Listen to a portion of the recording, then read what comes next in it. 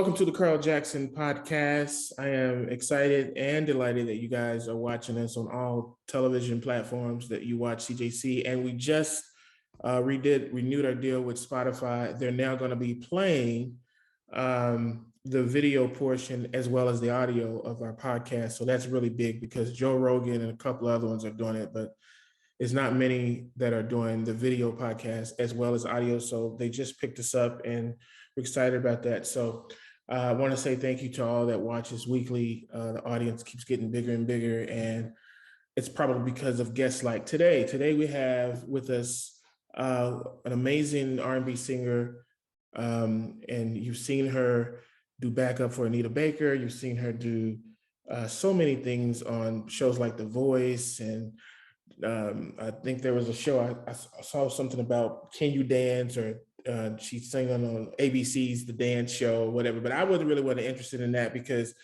I was interested in this song called Free.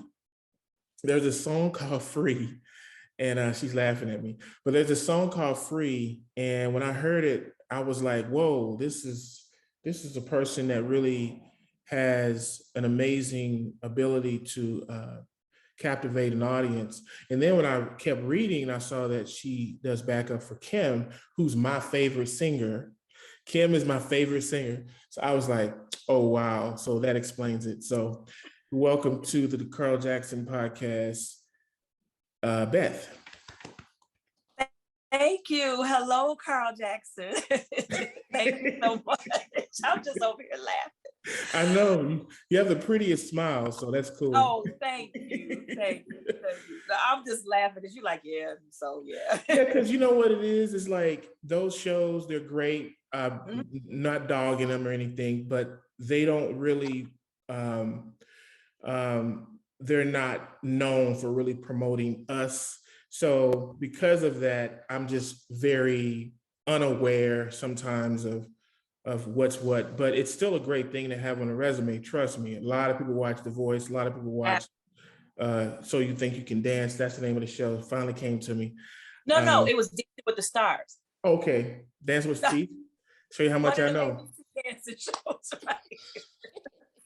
It's Dancing fine. with the Stars. Sorry. It's fine. You really don't see the singers on that show at all. So that's even more, nobody knows.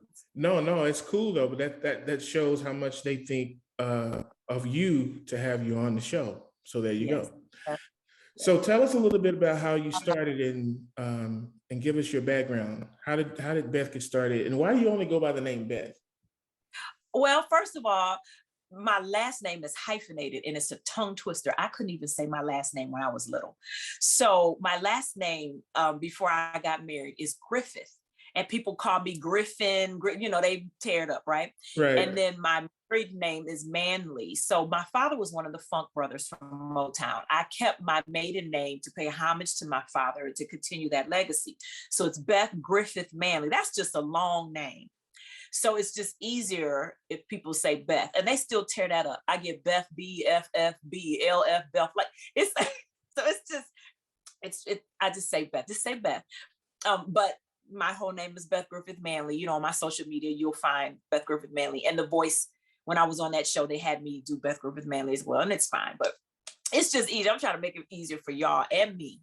So we don't have to be spitting on each other trying to say my name. But to answer your question, my father being one of the Funk Brothers, there was always music in the house. I grew up loving music and loving the art of it and loving the drama and the lights and the camera and the action. And, seeing, I think, Whitney Houston, when she came out, I was a little girl. She was my favorite singer. She was an artist that I could relate to with her look and her height and skin color and everything. It was something I could relate to. And watching her and knowing that I loved music, it just really pushed me in that direction. And got into school and got into some choirs and some glee clubs and and mass choirs and stuff like that, and just continued to sing until I really realized that I really wanted to do this, and just kind of grew wings from there. So you actually watch your dad make amazing music then? No, I didn't. By the time I was born, Motown had moved to LA. He wasn't doing it anymore. Now I did get an opportunity to see him perform and do some things. But the Motown thing that really he's most known for, no, I wasn't born. But he did when Motown left and went to LA, my father continued to work with different people. Like I remember watching Sesame Street as a kid and seeing the Pointer Sisters on there. And they came to Detroit where I live, and my dad played for them and he took me to see them. And of course, if you are a kid and you on Sesame Street, you're a rock star. So things like that. I got a chance to see my dad do a few things like that. And I just loved music. I have a brother and a sister, and the music bug didn't bite them the same way. It just was me. So what was your motivation growing up? It seems like you kind of had to find your own motivation if you didn't really have. I did, because my parents didn't want me to do this. So it was just naturally for me. They were like, no, you're going to go to school. My dad was like, the music business is too unstable. This is not something you really need to be doing. And I was like, no, but I want to do it. So I went to college. I got my degree. I had a job, but on the weekends I'm gigging. I'm in a club I'm thinking and they were like, if you ever go sit down, I'm like, but these people paying me to sing, and my daddy was like, oh, okay. So he was like, just still go to school, get your education. My mother was still like, just go to school, get your education. And I was obedient. I was still at the club singing, but that prepared me for everything that I do now. So my motivation was just me. I just wanted to do it. Are you an only child? I have a brother and a sister. Okay, brother and sister. So what is your degree in? Business and computers. And did you ever work in it, or did you go straight into singing? Okay, so I did do business work. Like I worked at Ford Motor Company for a couple of years. I taught kindergarten and first grade. I was a substitute teacher. I used my degree. I think the thing that my degree taught me the most is discipline, because I don't remember half the stuff they was talking about. but I'm disciplined.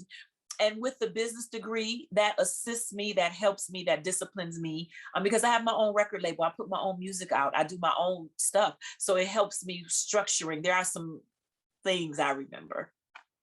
So the things that you remember, what do you use now to promote? Because one of the things I noticed doing research for this episode was that it seemed like you're very detailed in how you present your company, how you present your music, how you present yourself in the videos.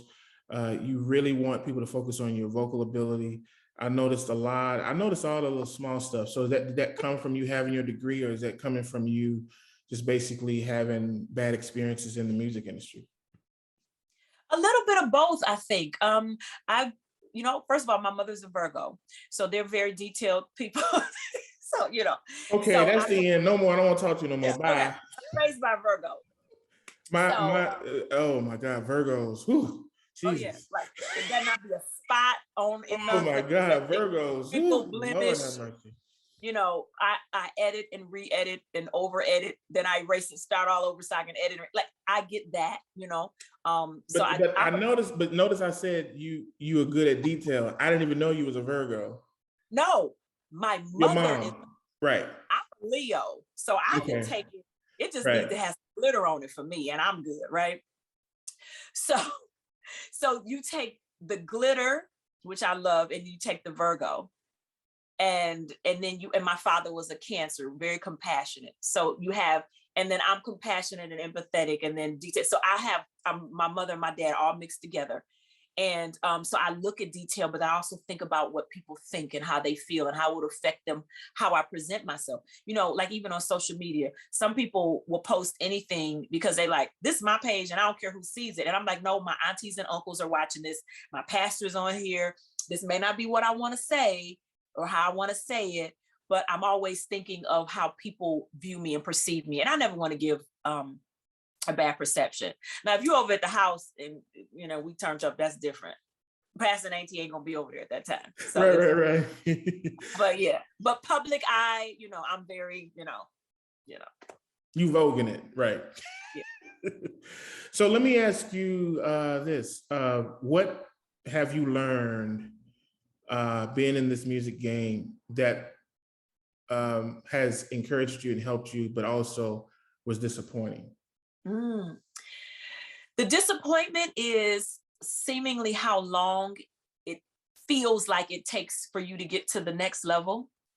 But then when you look back, it doesn't look like it was that long sometimes. And then it's not as hard as you actually think it is if you continue to go and grow and know that this is a learning experience. So if you look at the situation and say, I'm doing this so that I can grow and I can learn and get better, it doesn't feel as bad. If you're like, I wish they come on and hurry up and discover me, then it feels bad. So you have to know where to balance it and know what your position is. I think every artist is growing. You're developing, they try to do better with the next album than they did the last album. It's just a process. And I don't do it for the money. I do it because I love it. So give us your thoughts on the music industry today, because you said something before we started recording. You said, you're independent and that's a different structure when you're independent versus label. Did you ever work with a label, or did you always kind of know you wanted to keep it independent? If I could have gotten on a label, I would have, if it was a situation where it was not gonna, wipe me out and make me just owe them my life, I would have absolutely done it.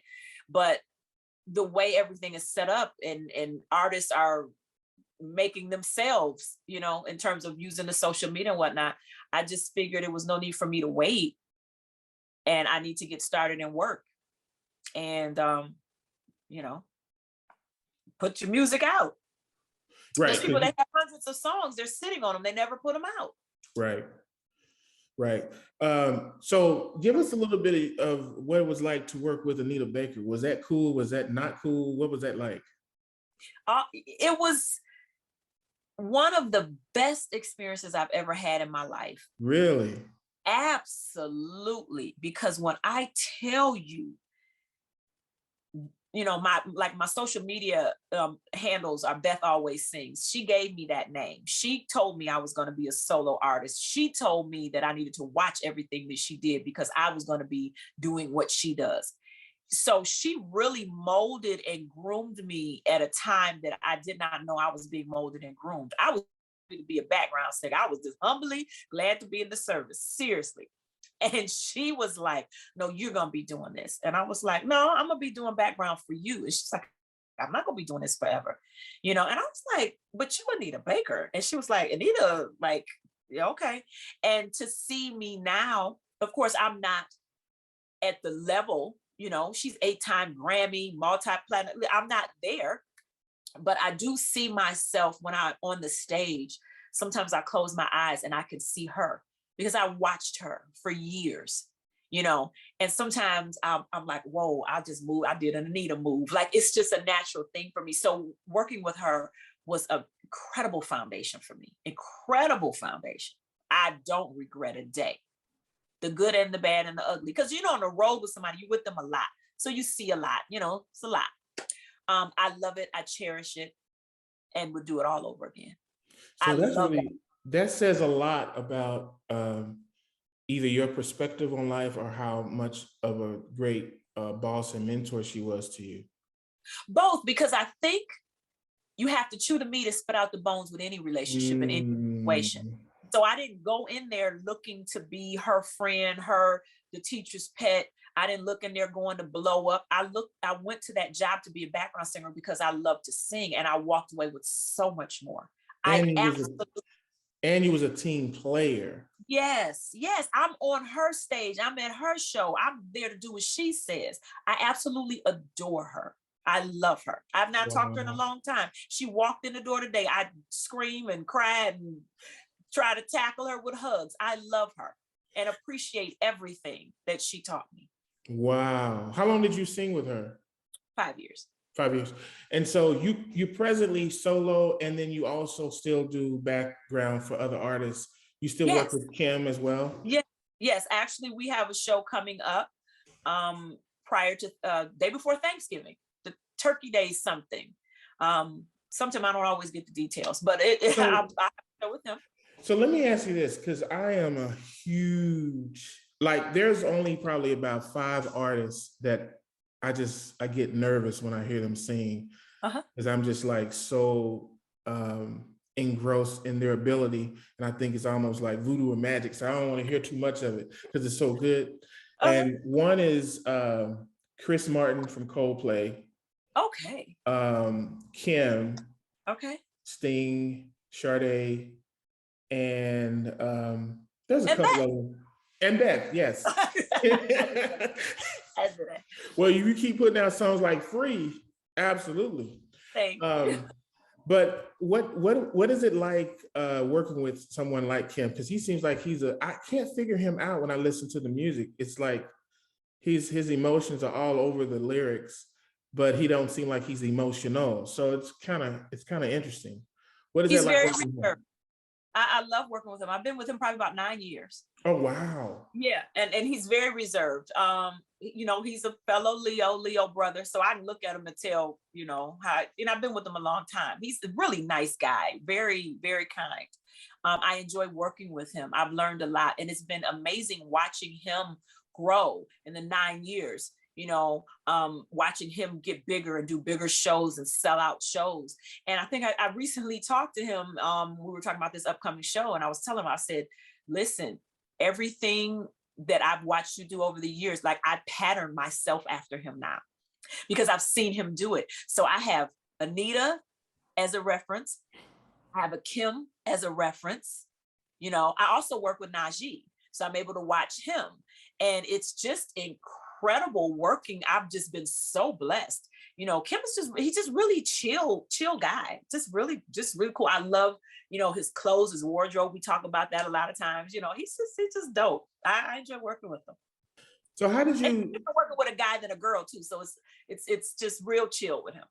So it's like that. It seems like you're saying that you are a team player. That's what it sounds like I'm getting. Oh, absolutely. In order to lead, you have to serve. That's Bible. So if I can't serve, if I can't be a team player, come on now. If I can't serve and make sure your show is great, if I can't make sure that you stand in front of those people and be the best, and I am a incredible, I call it a support vocalist to you and your show and your team, then how do I expect to go solo and people reciprocate for me? You just put it in the atmosphere wrong. When I tell you I have the most amazing team that works with me, and partly I believe is because the gifts are reciprocated to me, because I don't mind being a background singer. I don't mind when Anita used to say, well, I need this and go get this. And I wouldn't like, we about to go on stage. I can't be doing that for you. I would be like, what do you need? If Kim needs something, what do you need? It's part of the job. Man, that's powerful. No, I think it's powerful because I know other background singers who sing for major artists. I ain't gonna say no names, but I'll tell you off camera. But they have aspirations to go solo, and you always wonder why it doesn't. And they're incredible singers. I mean, sometimes they sing better than the lead artist. Yes. And you don't ever see them grow. And I say, oh, what is the problem? But I know what the problem is. We know what it is. Bless their hearts. And then there are some background singers that I don't know. I'm just not that one.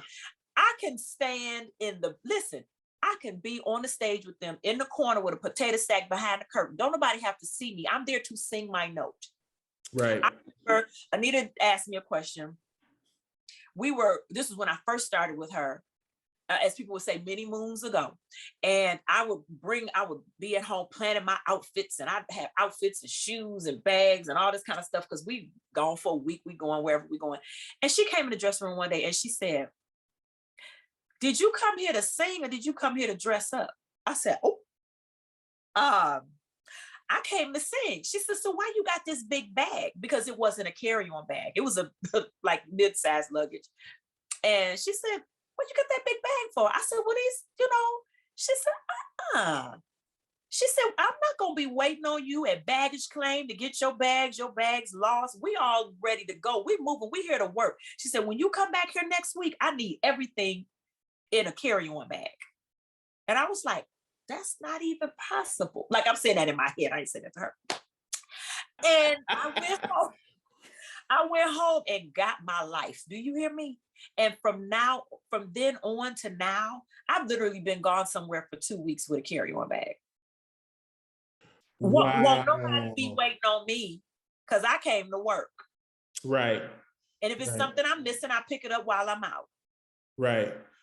That's powerful. Because really what she was teaching you was when you're in work mode, this ain't the time to be showboating. This ain't the time to be flossing. This ain't the time. And I wasn't a star. It wasn't about me. So it didn't matter what I wore. You making me look bad if we're late, if we miss a bus, if we miss a limo, if we miss a cue, sound check, because we're looking for a bag, right? Of shoes and purses and hair grease and barrettes and chains and stupid stuff. I said, come on, man.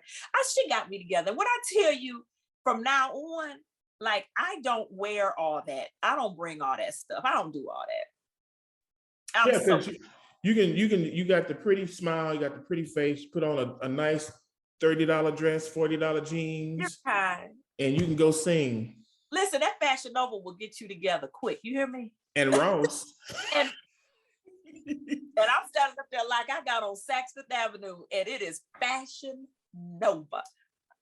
But you know, hey, I wear the clothes. I don't let the clothes wear me. It's not about me. It's about the artist I'm there to serve and support.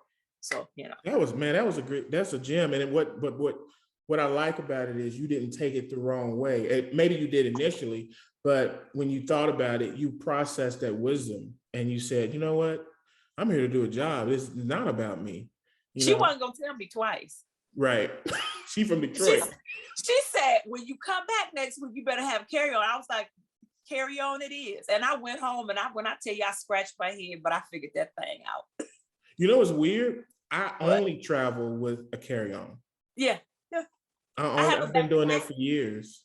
Yeah, I have a backpack and a carry-on. And backpack and carry-on, that's it. I don't even carry a purse. Oh, wow. I have like a little crossbody bag. Right. Everything that I do is so compact now. And I thank her for that because she rid me of all that weight I was carrying. Right. And it kept to me, that was my insecurity that I was lugging around with me. Those things that I needed. I don't need those things now because I know I'm going to do my job and go home. Something like that. Right. That's beautiful. So back to the background artists, I wanted to ask you, what do you think, if there are background singers who watch, which a lot of people watch this show, but background singers that are watching, because I know a few, and some work for like major artists, and I know a couple of them, a couple people, I'm gonna say men and women so that no one can figure it out. They got fired because they weren't being a team player. And so for people who are listening, who are watching or listening, what would you say to them in terms of advice of how to maneuver? Because a lot of times people want to be the show like you're now a star, you're a singer. And so many people want to get to where you're at. Well, thank you for saying that. I don't look at myself as like that, but I receive that. I'll say that. So many people want to go where you're going that they can't see that where they are is preparing them for where they're going if they're patient and humble. So talk to them a little bit about that. In terms of like when you work with another artist? Just in general, in terms of your attitude about it. Oh, yeah. Attitude is bad just all the way around. The funky attitude or the coming in like, I'm on stage, I work with this person, you need to, it's not even about that. It's not that, they sometimes, we're with so-and-so. Yeah, no. Listen, I'm a fly on the wall. You have to understand that when you're working with somebody else, it ain't your show. That's just the bottom line. It ain't your show. And nobody cares. You're not that important. You're there to sing your note. You're there to be on key. You're there to be on time, do your job. You're not there to kiki and kaka and have fun. You're there to do a job. Like, it's a job. And if you're humble and if you're focused and you do what you're supposed to do, you'll grow and elevate. You will. It'll happen. And as you said, nobody cares. No, they don't. Nobody. You go to the arena, everybody's singing the songs and you're out there doing your thing. But as soon as that show is over with, they're at their car, they're going to Mickey D's, they're going to Jack in the Box, and they don't even think twice about the background singing. At all. Right. Now, if your notes are bad, yes. They'll talk about you. Did you hear that? But other than that, no, it's not about, and you have to, like I said, you have to be able to serve so you can lead. You have to be able to be in the background. Your time will come. Right. It's just that simple to me. Great advice. Great advice. Talk about the new music. Let's talk about that a little bit. Free is not a new song. So I want to make that clear to the audience that Free is just a song that I like, that I've been putting on repeat over and over because I just like the song that much. But let's talk about the new song that just came out, and it's upbeat. It's got a hook to it, and you basically telling everybody, "Hey, it's my time to shine. It ain't about y'all no more. Your time is up." I mean, that's pretty much what you're saying. You're talking about my huh? You talking about my hood rat got next? Got next. But I That's love why I put the little hood on it, the little hood, because everybody's like, "Oh my God," and I'm like, that's me too. I just don't always. You went Detroit on them though, on that one. Well, I'm a thick girl. I'm about to cut you. I'm gonna have a White Castle burger in my right hand and a sword in my other. Well, now, man, I love West Coast rap. Snoop is my favorite rapper. Snoop is a bomb, isn't he? Oh, I love Snoop. I absolutely adore him. So, and I love how he's embraced R&B artists. He's used his fame to make sure y'all don't forget about these other players. Absolutely. I love that Snoop is doing that, man. He's a nice guy. I've had the opportunity to meet him and chat with him for a minute. He's really a nice person. And actually, Swifty McVeigh, who has a feature on my song Got Next, will be on tour with Snoop next year. So I'm just so excited for him. I love rap, and I just wanted to do something out of the box, something different, and just to show diversity for me. I'm not just a ballad singer. I sing pop. I love R&B. I like a little trap, all of that. And so I'm really just trying to branch out and just do what I want to do. I can do what I want to do. So I'm not under the microscope of a label telling me what I have to do. I am the label, and I can do what I want. So that was what I wanted. I asked for a song like that, and my producer Marcus Divine totally delivered, and I love it. Yeah, the song is amazing, and I'm sure there's more coming, correct? Yes, I have an entire second album that is done. I just haven't released it yet. So we did thank you. We did a listening party in March, and let some people, we had maybe about 250 people. I got a movie theater, and that just had pictures on the screen, and we did a talk about each song, and I played the song for people to let them hear it, to just let them know what was upcoming. And we have 12 songs, and they'll come out in 2022. What do you know? Have you set a date on it yet? No, there's not a date, but I'm thinking the first single is probably February. Okay, and you're touring with this record too, right? I don't know yet. Okay, you're working on that. I'm working on that. I thought I read something that said you was touring. That's why I asked. Sorry. Yeah, we're working on some things, and so we will definitely have some dates and some performances. Yes, absolutely. Awesome. And let's talk about a little bit about your process for picking a great song, and then I want to get into, before we close it out, I want to get into the top 5 that we'll do with all artists that come on the show, all of our guests. But what's your process for picking songs? Because I'm very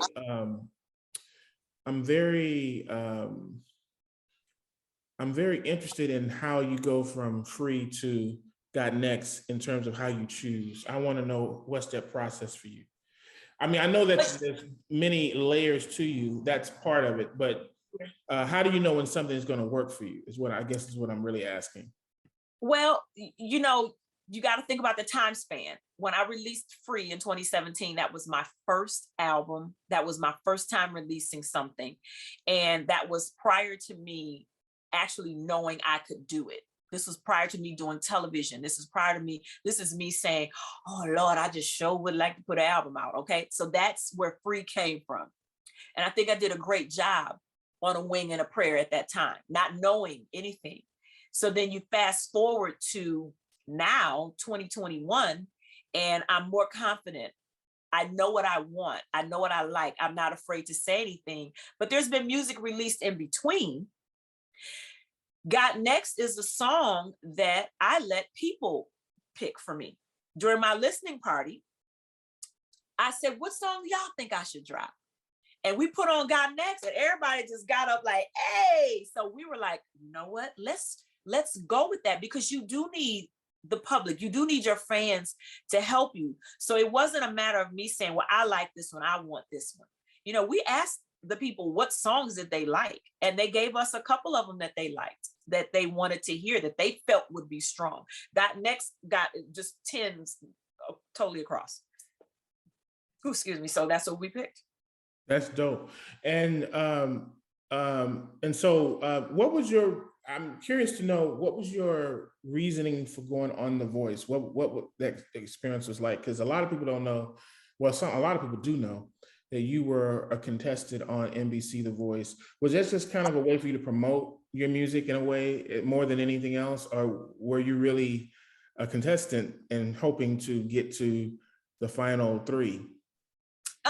You know what? A little bit of both. You always go in there hoping, you know, I'll go as far as I can go.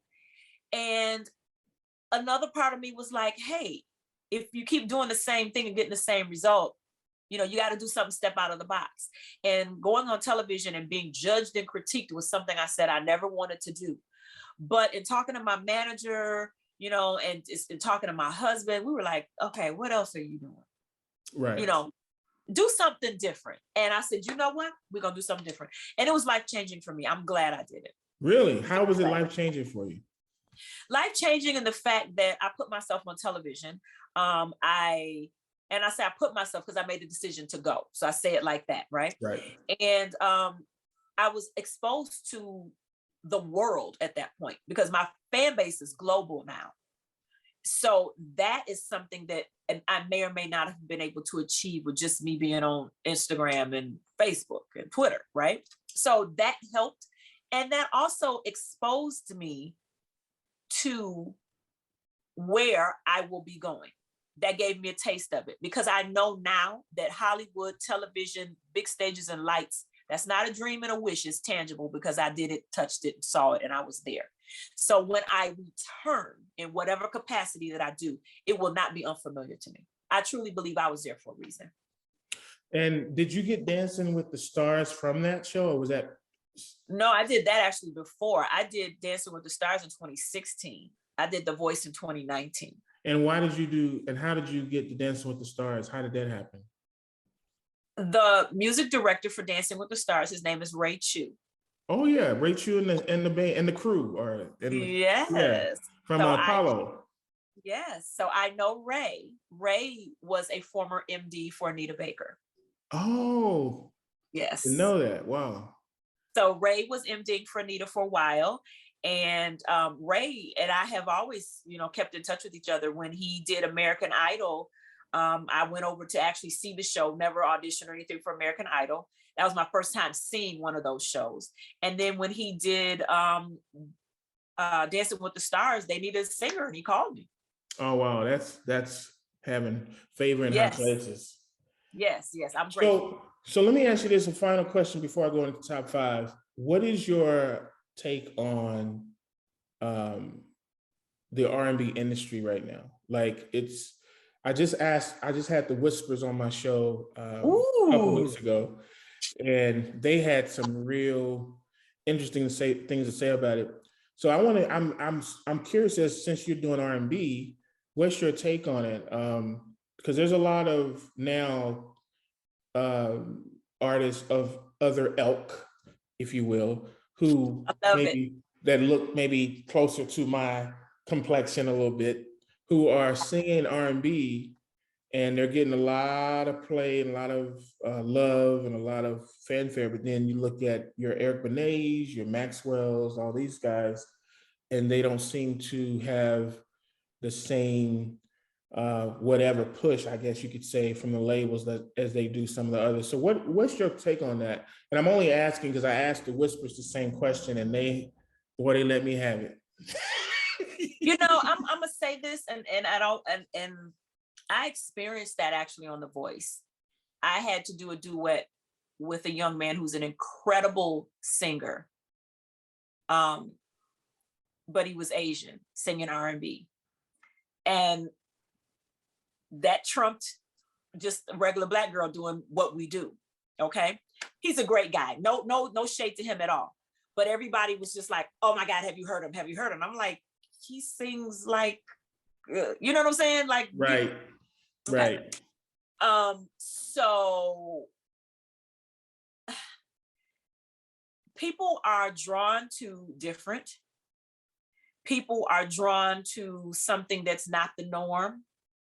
And so when you see our brothers and sisters of another color doing something that is second nature to us, that we don't expect them to do, that's just like if you see like, I think when we saw Black hockey players, like we don't, do the ice and the snow like that, but you're like, oh my God, because a lot of times I sing the national anthem for the Red Wings, the Detroit Red Wings. And when I see the Black hockey player all the time, I'm like, oh my God. Right. And it's like, okay, he's playing hockey, he's playing a game. It's not the mystery, but that's what we do. I don't know where I don't know. It's just something we have to deal with. Because or do we have to deal with it, is my question. Do you think we really have to deal with it? Do you think it's also our responsibility, our people's responsibility to protect? Does it belong to us? You know what I mean? Is it our? Does anything ever belong to anybody? Okay. Talents and skills are things that can be learned and obtained by anybody that puts their mind to it and they study that craft. Well, there you go. So, it would be the same thing as if, we could talk about a number of things that Black people have not had a history of doing, but now we do. And what if they were telling us, well, no, you can't do this because this is not what you've been doing. It's almost the same thing. They have a right to do what they want to do, but our job, I believe, is to not ostracize them and kick them to the curb. I think our job is to just maintain the excellence that we have because it was something we originally did. And we can't give it away. So that's a whole nother show. Because that's a long thing to talk about. Like, it's so deep, it is. Yeah, I think I want to do a panel with the Whispers, you and several other R&B artists, and we just have a whole show about it, because I think it's important that what I gathered from just talking to so many people asking them this question that are in R&B, the thing I think I keep hearing is they need, I'll put it this way. It would be interesting if hip hop protected and was kind of the fence around R&B and uplifted it like Snoop does. Right. It. And I think it would be interesting to see what would happen if we owned our own masters, if you guys own your own masters, if you guys own my own, but people weren't allowed to before. See, so right. The thing shifting and change. That's why this is a whole, like I said, it's a whole nother show. Right. Because people weren't allowed to even do that. Right. The whole manager investing in you and putting you out thing, that doesn't happen anymore. Right. It's a whole nother thing. Yeah, well, that's good though, but at least you're making it happen. And that's what makes it incredible for us to get songs like this, because if you had a label, they may or may not have chosen Got Next.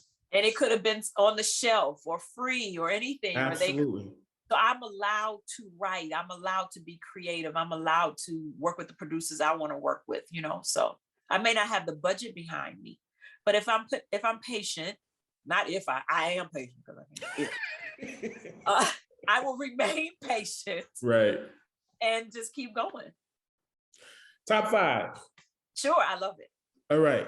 Top 5 favorite singers, dead or alive.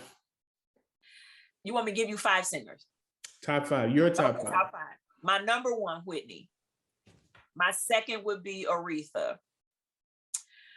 My third, I like Toni Braxton. I love Toni Braxton, but not for the reasons you like. Okay. Yeah.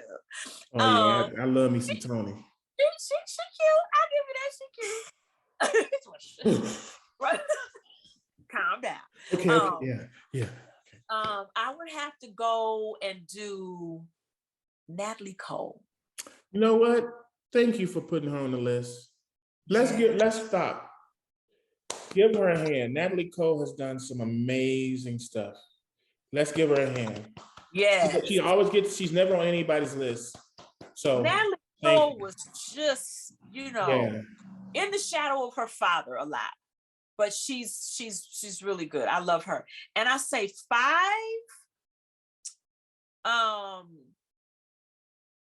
Me. Pink? Me. You. Come on with it. Because I've been working hard. I'm proud of myself and the things that I've done. So Come on with it. Top 5 favorite places to visit, or that you have visited, maybe. Okay. Dubai. I've been to Dubai. It's incredible. Isn't it? Oh, yes. Yeah. I was there working, but it was still beautiful. I would buy a house there, trust me. I plan on it. Johannesburg, South Africa. That's another one that's a place to buy a house. Yeah. Trinidad. It's beautiful. Haven't been there. Exquisite. Turks and Caicos for the turquoise water and white sand.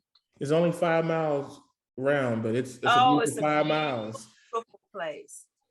And the last place, my top 5 place, I like to be at home.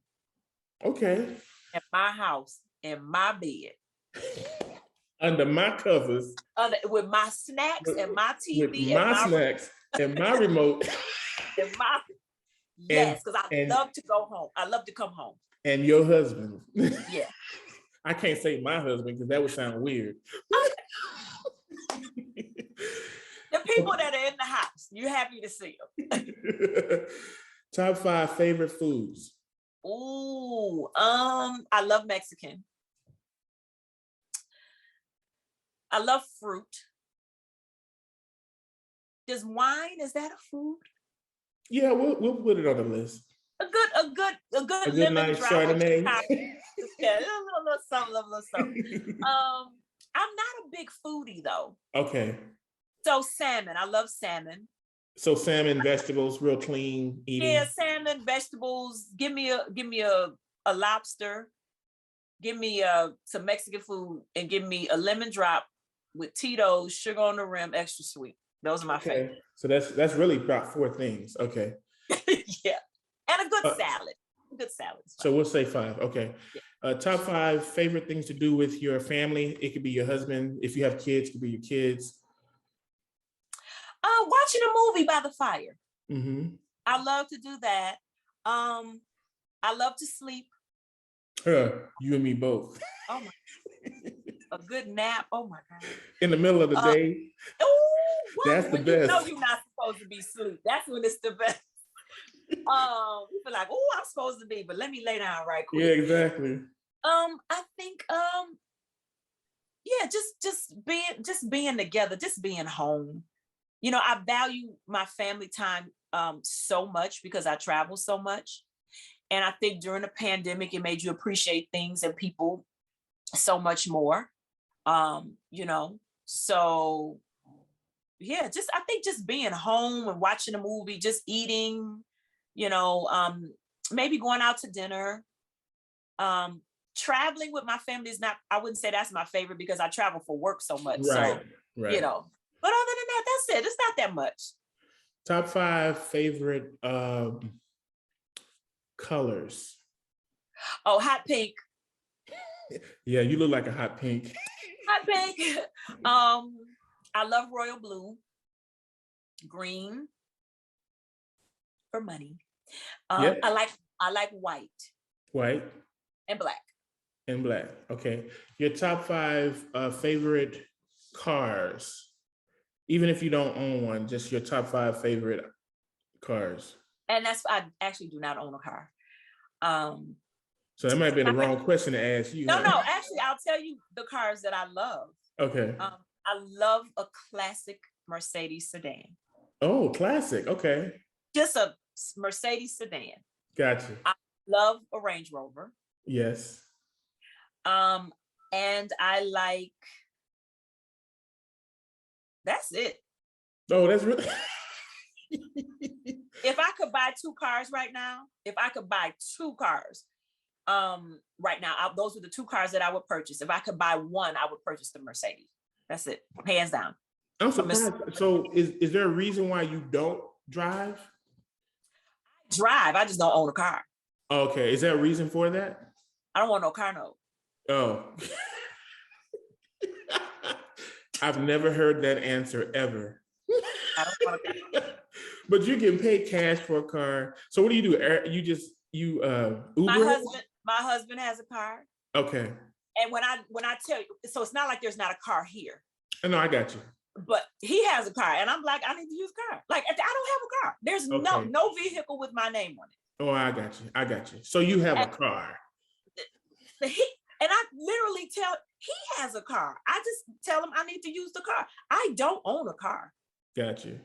But some people will say, okay, you're married, you both own the car. Yeah, of course. But I look at it as if I don't have a car. Because if something go wrong with it, I'll be like, you need to get your car. I heard a strange sound. You need to go look at your car. I'm done with you. I don't want to say, baby, something's wrong with my car. I'm like, your car, I parked it. You need to go look at your car. I didn't hit nothing, but just go look at it. It's the truth. I don't own a car. You're a comedian on the side, huh? No, I tell the truth. I don't own a car. Oh, like, man. You need to go look at your car. So so that's basically it. Yeah. Tear the man's car up and then say, you need to look at your car. You need to go check your car. I heard something ticking or something. I don't know. It was like that when I found it. When I started up, I heard it, but it started getting louder as I kept driving. So I figured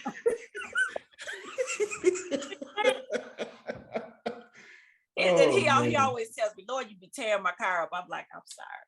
Oh, man.